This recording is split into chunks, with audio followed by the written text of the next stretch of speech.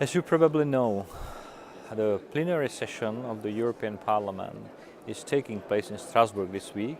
That's why I'm not able to join you tonight personally. What I really do regret is your committee is of utmost importance decision-making body when it comes to large part of agenda I am dealing with.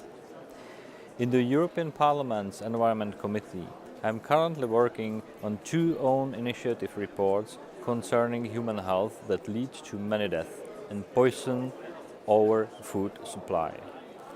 The first one is the regulation of chemical plant protection products, and the second is the overuse of antibiotics in animal husbandry.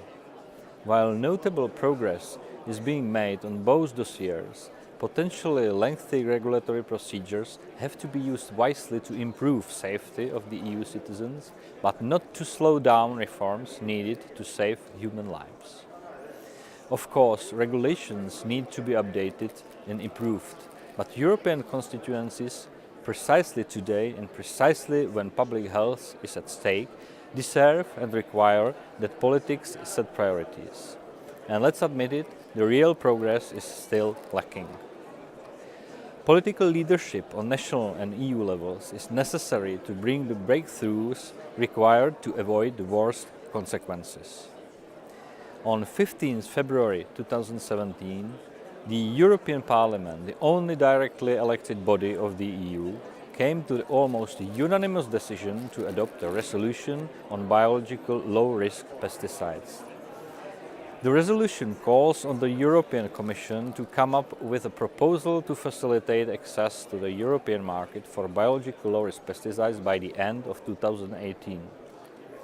As of today, 5 October 2017, the European Commission has not yet reacted to the European Parliament resolution. Moreover, instead of urgently addressing the issue of biological low-risk pesticides, the Commission launched the lengthy REFIT program. Against this background and on behalf of the European Parliament, I call on national parliaments and governments to support the requirements of the resolution and to inspire the European Commission to immediately comply with proposals adopted with near unanimity of the European Parliament. Pressure has been growing on the European Commission to take stricter action on antimicrobial resistance, especially in animal husbandry.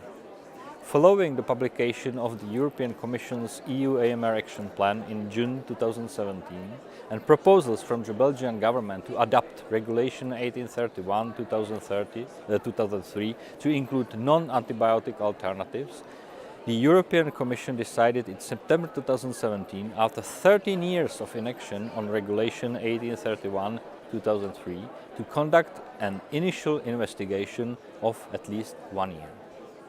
This situation is similar to the Commission's actions on PPP Regulation 1107/2009. While such evaluations must be undertaken, they should not slow down necessary progress. The upcoming evaluation of 1831/2003 should not act as a barrier to new functional groups being discussed and approved by the Standing Committee on Plants, Animals, Food and Feed, your committee. Various pen-resistant bacteria already exist, yet Europe lacks an AMR crisis mechanism. Currently, according to the World Bank, only 6 countries globally, and Finland only in the EU, have adequate plans for dealing with a large-scale health crisis. We need a strategy on an EU level to reduce antimicrobial resistance and prevent the unnecessary death of thousands of Europeans, and we need it now.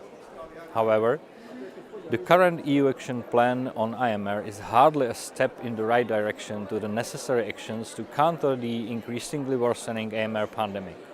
If the European Commission is serious about combating AMR, a new action plan must propose immediate solutions to the AMR crisis, as was already specified in the 1999 report.